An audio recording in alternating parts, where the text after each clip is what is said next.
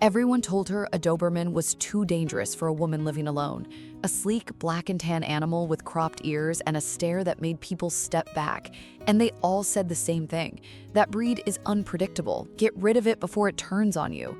What none of them understood was why Chelsea Barnett needed a dog that could make her feel safe.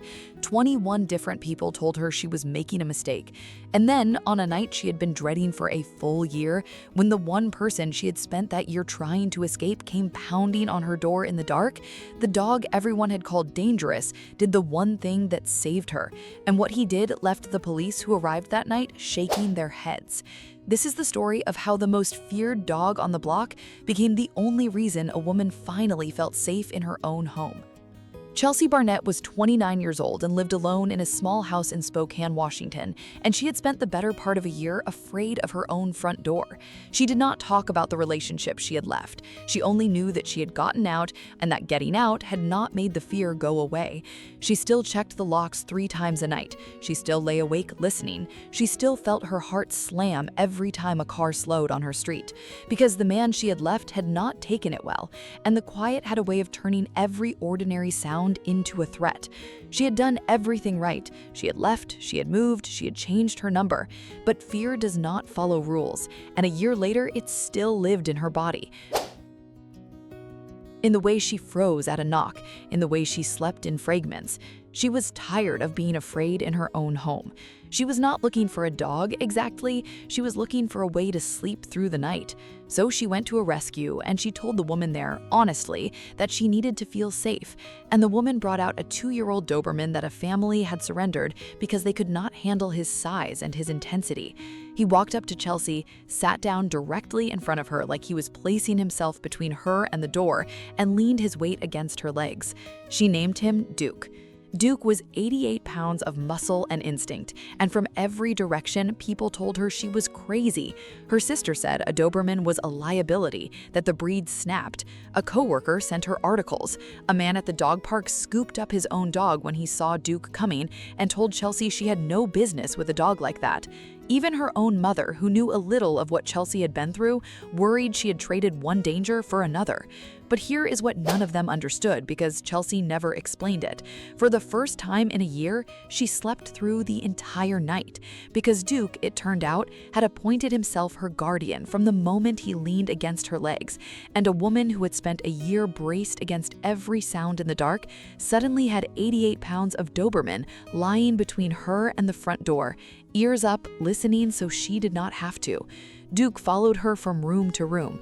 Duke positioned himself facing every entrance. When a car slowed on the street, Duke lifted his head, assessed it, and put it back down.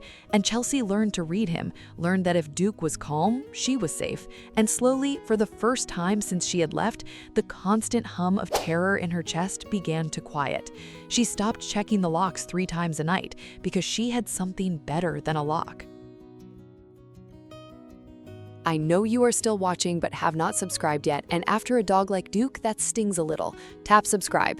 Everyone called this one dangerous, and subscribing is how the world finds out what he really was. With Duke beside her, Chelsea got her life back in pieces. She started sleeping with the light off. She started taking walks after dark again, something she had not done in a year, because no one on earth was going to bother a woman walking in Doberman. She started having friends over, laughing again, becoming again the person she had been before fear had shrunk her down. The dog that 21 people had called too dangerous had given a frightened woman back her own life, one quiet, unremarkable, safe night at a time. People who have never lived with that kind of fear do not understand what it is to get it back, the ordinary safety most people never think about. Chelsea would catch herself, months in, cooking dinner with music on, walking to her car without scanning the street, and realize with a jolt that she was not afraid, and that the reason was lying a few feet away with one ear tilted toward the door. Duke had given her back the version of herself that fear had locked away. Duke was gentle with her in a way that would have stunned everyone who feared him, resting his head in her lap, leaning into her when she was sad, following her around the kitchen like an enormous shadow.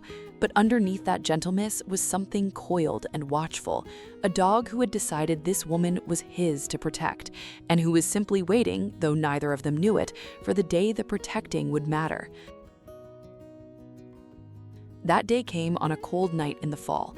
It was past midnight, and Chelsea was asleep for once, with Duke in his usual place on the floor by the bed, when both of them came awake at the instant to the sound of a car door out front, and then footsteps, and then a fist pounding on her front door hard enough to rattle the frame, and a voice she had spent a year trying to forget was calling her name. Every bit of the old terror crashed back into Chelsea at once, freezing her where she stood, because the one thing she had feared for a full year was happening. The man she had escaped was on her porch in the dark, and he was not going away. The same dog the whole neighborhood had called dangerous, the same dog 21 people had told her to get rid of, the same 88-pound Doberman everyone had sworn would one day turn on her was already on his feet and moving, placing himself between Chelsea and that door. And the sound that came out of him was nothing she had ever heard from him in all their quiet nights together. It was low and enormous and absolutely serious, a warning from an animal that meant every bit of it. When the man outside heard it, he stopped. He shouted through the door that she should call off the dog and rattled the handle, and Duke went from a warning to a fury, 88 pounds of Doberman hitting the inside of that door with a sound that made the man on the other side stumble backward off the porch, because there is a difference between a locked door and a locked door with a dog behind it who has decided he will die before he lets you through, and the man understood that difference instantly. For a few seconds that felt like hours, the only thing in the world was that door, the man on one side and 88 pounds of Duke on the other. And Chelsea understood, in a way she never had before, exactly what she had brought into her home. Not a liability, not a danger, a wall that would not move. Chelsea, shaking, finally moved, and she did the thing she had been too afraid to believe she could do. She called 911, and with Duke standing between her and that door, roaring, she told them there was a man trying to break into her home. The man did not wait for the police. The sound of that dog had already told him everything, and by the time the officers arrived, he was gone, though they found him not far away, and that was a matter for the courts.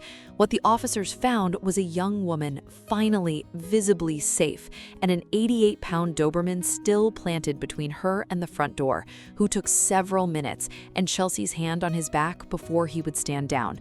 One of the officers said he had rarely seen a dog do what that dog had done, and Chelsea knew, standing in her own living room with her hand buried in Duke's fur, with a certainty she will carry for the rest of her life, that if she had listened to those 21 people, if she had gotten rid of the dog everyone feared, she would have been alone in that house on the worst night of her life, with nothing between her and the door but a lock. Instead, she had Duke. Word spread through the neighborhood the way news like that always does. The coworker who had sent the articles apologized. The man from the dog park started giving Duke a respectful nod. Her sister, who had called him a liability, came over and sat on the floor and let Duke rest his head in her lap and cried, because she understood now exactly what that dog had been for. Today, Duke is 4 years old, and he still does not leave Chelsea's side, still sleeps between her and the door, still lifts his head at every car and puts it back down when he decides all is well. But Chelsea does not lie awake anymore. She does not check the locks 3 times a night. She sleeps deeply and without fear, because 88 pounds of the breed everyone told her to fear is lying on the floor beside her, listening so that she never has to again. And the 21 people who swore she should get rid of him have all gone very quiet, because here is the simple truth every one of them missed. A dog is not dangerous because of his breed, or his cropped ears, or the shape of a stare that makes strangers step back. What makes a dog is who he decides to protect, and exactly what he is willing to do to keep them safe. Duke decided on the very first day that a frightened woman was his, and when the thing she feared most finally came to her door in the dark, the breed everyone called dangerous became the one thing standing between her and it. If you are thinking about adopting a dog, especially one of the breeds the world has taught you to fear, please do not listen to the fear. Go and meet him, give him your patience and a fair chance, and understand that sometimes the dog everyone calls dangerous is the one who lets you sleep at night. Because Chelsea did not just rescue Duke. If you ask her, she will tell you without a moment of doubt that he rescued her, that he gave her back a life fear had taken, and that he did it simply by lying between her and the dark. So let me ask you honestly, would you have taken in an 88-pound Doberman that 21 people swore was dangerous, or would you have listened to them and let him go? Tell me in the comments. And if a dog ever made you feel safe when nothing else could, say their name below so the next person hesitating knows what these dogs are really worth.